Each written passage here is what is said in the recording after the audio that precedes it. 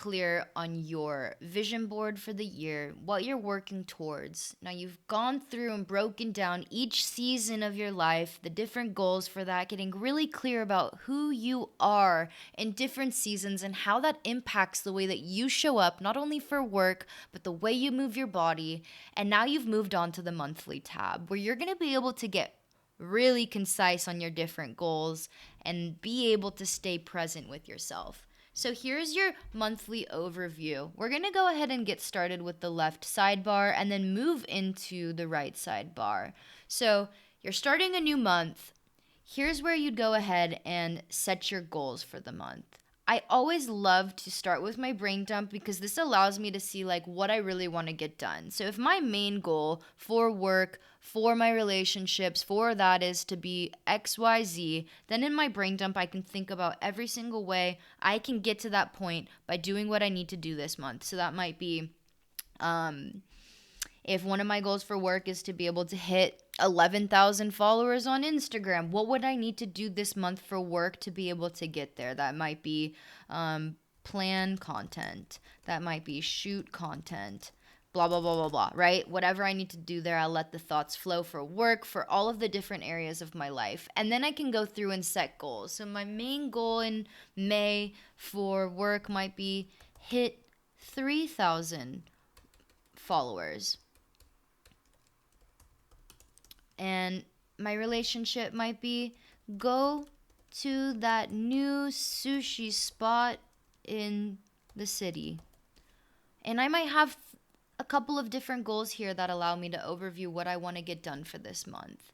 So here's a place where you can set your monthly goals, a place where you can let the brain just spit all of the ideas out. And here's a reference for what to do in terms of movement, nutrition, your social life, your self-love, chores, work, everything related to your life and your menstrual cycle so that you have a reference of what you can plan. So you have an idea of what it is that you want to get done, all of the things that you do want to get done, and now you can plan for the different phases by having an overview and throwing that in right here. So if I need to hit a goal for 3,000 followers this month, I might plan my content in this calendar for important dates. Does that make sense to you? If you have any questions, feel free to drop into the group page or send me a DM or book a consultation so that we can go over this a little bit more in depth and figure out how to apply it to your life. So that is the sidebar. Go ahead and feel free to change these cute little photos. I fucking love them, but if you're not vibing with them, you just go ahead and press replace. You can upload a file or link in a Pinterest photo there, whatever it is that you need to do. So as we know, this is an overview for our main calendar. In our annually, we would have input any important dates in terms of vacations, events, or appointments, but now I can get an overview of my month. So if I have a deadline by the 15th to turn in a project for school or a project for work, I can go ahead and add that there. This is going to immediately integrate into the weekly tab, but we'll go ahead and view that in a little bit. So we've already learned how to input different things in our calendar on the annual tab. As I scroll down, I can plan for the different phases that I have here in terms of nutrition, movement, luteal, menstrual. So this can give me reference for whenever I want to dive into what it is that I like, because these are all suggestions. So take what you want from the suggestions and apply it to what you like. Don't do shit just to do it in an expectance of like, oh, this is going to work and stick with me. If something works for one person, it's not guaranteed to work for you. So think about the things that you like. Look at this list. Gentle yoga, walking, stretching, breath work. Do any of those things resonate with you in your menstrual cycle? In your menstrual phase, excuse me? Okay, you can apply stretching. I love a good stretch. All right, I want to apply stretching in my movement for my menstrual phase. Adjust these to your preferences, to your specific needs. As you scroll down, you'll see your period tracker. So over here, you'll have different tabs. This gives you an overview of the year. This gives you an overview of the month. And this gives you an overview of the week.